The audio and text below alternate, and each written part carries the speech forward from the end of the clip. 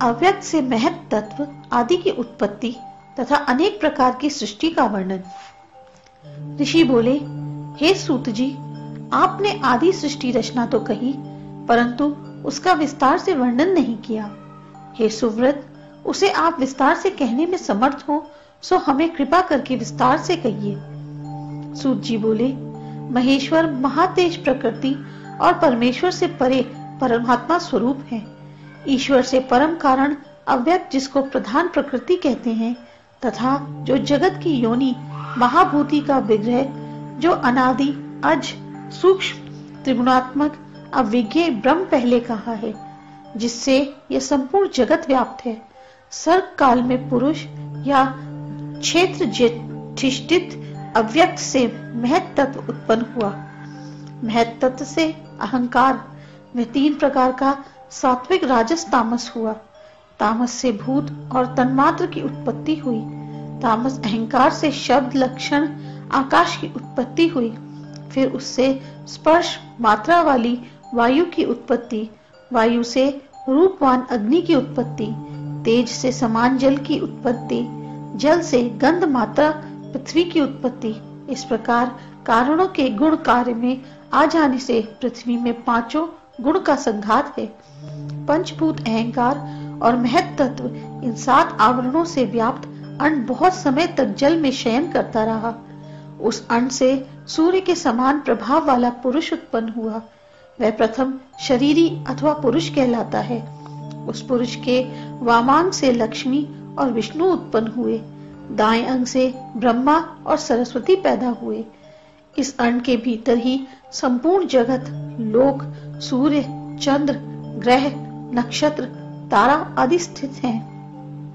यह सृष्टि के प्रसंग में जब तक सृष्टि रहती है, तब तक परमेश्वर का दिन होता है तथा प्रलय उसकी रात्रि होती है। इंद्री के विषय 5 महाभूत, बुद्धि देवता, ये सब परमेश्वर के दिन में ठहरते हैं तथा रात्रि में प्रलय हो प्राप्त होते हैं। जैसे तिल में तेल, दूध में घी स्थित है, वैसे ही तमोगुण और रजोगुण में संसार स्थित है। ब्रह्म कमल के गर्भ के समान, रुद्र कालाग्नि के समान, विष्णु कमल के समान नेत्र वाले तीनों देव परमेश्वर शिव के ही स्वरूप हैं। अंड के नष्ट होने पर जल मात्र ही श्रेष्ठ रहता है। स्थवार जगम सब सृष्टि निष्ठ हो जाती है। ब्रह्मा नारायण नाम से जल में शयन करता है। जल को नार में शयन करने के कारण भगवान का नाम नारायण है। 1000 चतुर्युग तक रात्रि का घोर अंधकार होता है, जिसमें नारायण जल में शयन करते हैं। फिर सृष्टि के प्रारंभ में स्वयंभू ब्रह्मा विविध प्रकार की रचना करता है। प्राकृत और वैकृत नाना प्रकार की सृष्टि होती है। भगवान वारा रूप से पृथ्वी का उद्धार कर जल के ऊपर स्थापित करते हैं। तब ब्रह्मा जल, अग्नि, पृथ्वी, आकाश, स्वर्ण, समुद्र, नदी, शेल, वनस्पति, औषधि, काष्ठा, मुहूर्त, लव काल की रचना करते हैं। ब्रह्मा के मन में मरीचि, भृगु, अंगीरा, पुलत्स्य, पुला, ऋतु, दक्ष, अत्रि, वशिष्ठ, ये सभी मानस पुत्र उत्पन्न होते हैं। सुर और असुर, यक्ष, गंधर्व तथा पितरों आदि की रचना होती है और सृष्टि का विकास होता है।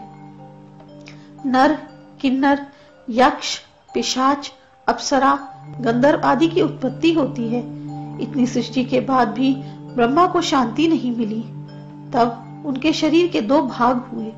आधे से पुरुष, आधे से स्त्री पैदा हुई। पुत्र स्वयंभू मनु और पुत्री शत्रुपा हुई। इन दोनों से प्रियव्रत और उत्तानपाद 2 पुत्र तथा आकुति, प्रसूति 2 पुत्री पैदा हुई। मनु ने प्रसूति को दक्ष के लिए तथा ऋचिक को आकृति प्रदान की। आकृति के यज्ञ और दक्षिणा 2 संतानें हुई।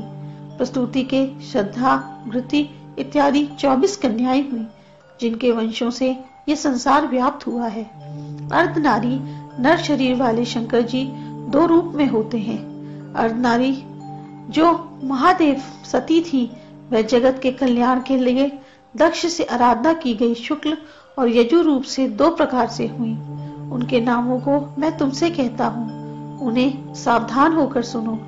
स्वाहा, स्वधा, महाविद्या, मेधा, लक्ष्मी, सरस्वती, सती, दाक्षायणी, विद्या, शक्ति, क्रियात्मका, अपर्णा, एक पर्णा, एक पटला, उमा, हेमवती, कल्याणी, एक मातृका, ख्याति, महाभागा, गौरी, अंबिका, महादेवी, सावित्री, पर्दा, पुण्या, पावनी, लोक विश्रुता, अपराजिता, बहुभुजा, प्रगल्भा, सिंहवाहिनी, शुभादि, दैत्यहंत्री, महामहर्षि मर्दिनी, अमोघ्या, विंध्याचल वासिनी, विक्रांता, गणनायिका, भद्रकाली के जो नाम है वे भली प्रकार श्रेष्ठ फल देने वाले हैं।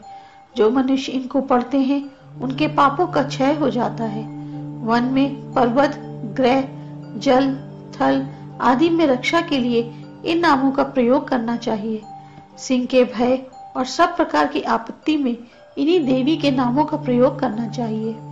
भूत, ग्रह, पूतना, मातृका आदि से पीड़ित बालकों की रक्षा के लिए इनका प्रयोग करना चाहिए। महादेवी ही प्रज्ञा और श्री रूप से कही गई हैं। इन्हीं दोनों रूपों से हजारों नाम से युक्त वह संसार में व्याप्त हैं। इस देवी के सहित महेश्वर सब लोगों की रक्षा और कल्याण के लिए उपस्थित है। रुद्र ही पशुपति है। उन्होंने ही तीनों रूपों में पुरों को दग्ध किया था। उसके तेज से सब देव पशु रूप हो गए थे। जो इस चरित्र को पढ़ता है या सुनता है वे सभी कल्याण को प्राप्त करता है।